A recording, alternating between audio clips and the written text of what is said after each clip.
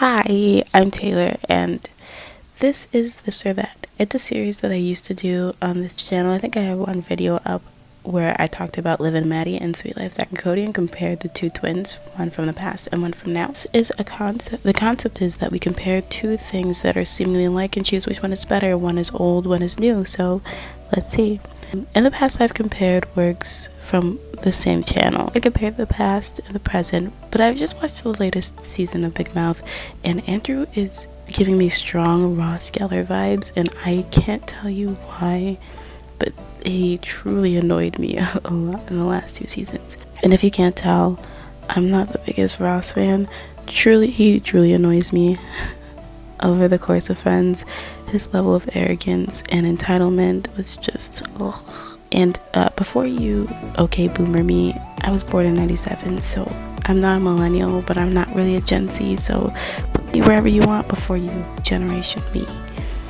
So let's do a deep dive into these two characters. According to Screen Rant, the worst episode of Ross from Friends is the one with the invitation, and the worst episode of Andrew is the asses from Big Mouth. So we'll examine the behavior from both episodes, and because puberty plays such a prominent role in this show and is a pertinent part of the lives of these characters in Big Mouth, I'll keep that under control because Ross is a grown man and should be done with puberty. I will not let anything that Maury, Andrew's puberty hormone monster, convinces Andrew to do in this episode try to sway me too much. But it has been shown in previous episodes of Big Mouth that Andrew does say no to Maury when he needs to.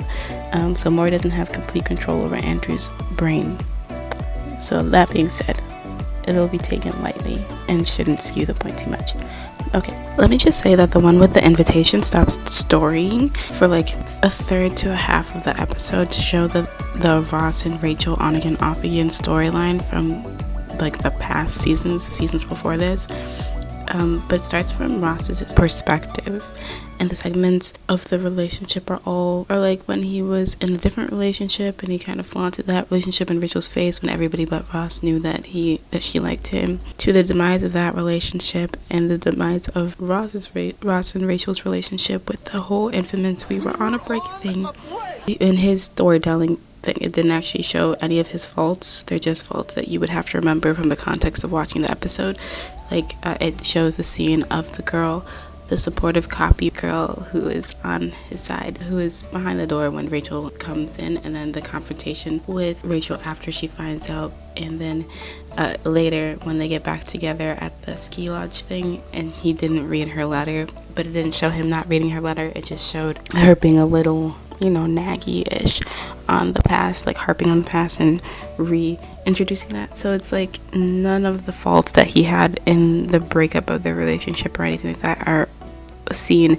It of course ends with Rachel giving him her blessing to like go hang out with Emily, his soon-to-be wife. So he ends up sending the letter, and then it is shown from Rachel's perspective, and it shows that like all the sweet things that ended up making her like him, and then her finding out that he cheated on her or had sex during their break with another person, which I don't care what you say, they literally broke up like a day before. So like that, like this was like the same night, and I think that would have hurt anybody regardless of who it was. But anyway, without being too biased, this episode does just highlight all of like the negative things that Ross has done to this point in the series. I think this is like a season 4 episode. It doesn't paint him in the best light.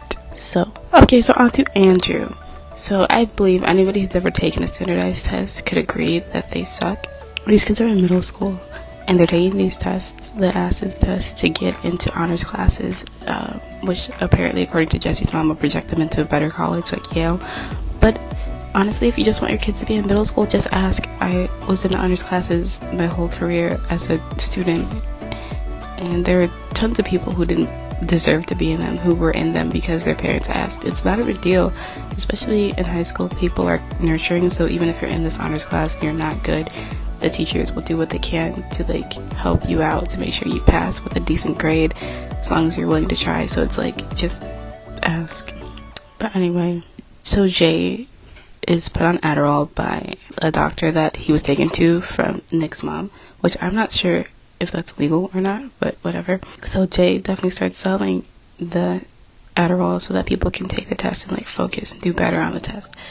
And Andrew at first denies the pill and decides to just cheat on the test like a normal person.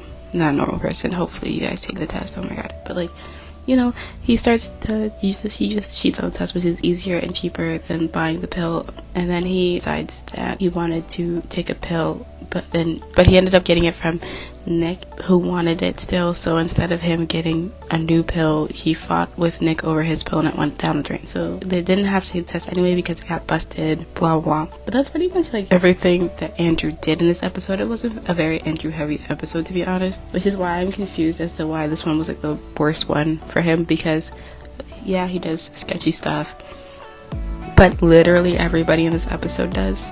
Like, they're all on drugs or they're all cheating in some way. Like, nobody's actually taking this test. Even Missy's taking drugs in this episode. So it's like, I don't understand why this episode specifically makes him look bad to the Screen Rant. Like, why is this one the worst to Screen Rant? I don't know why this one is the worst. It doesn't make sense to me for him. Like, he pushed the whole kid out of the wheelchair. Like, that's so much worse than like joining your friends and taking study drugs. Like, I don't know. That's just my opinion.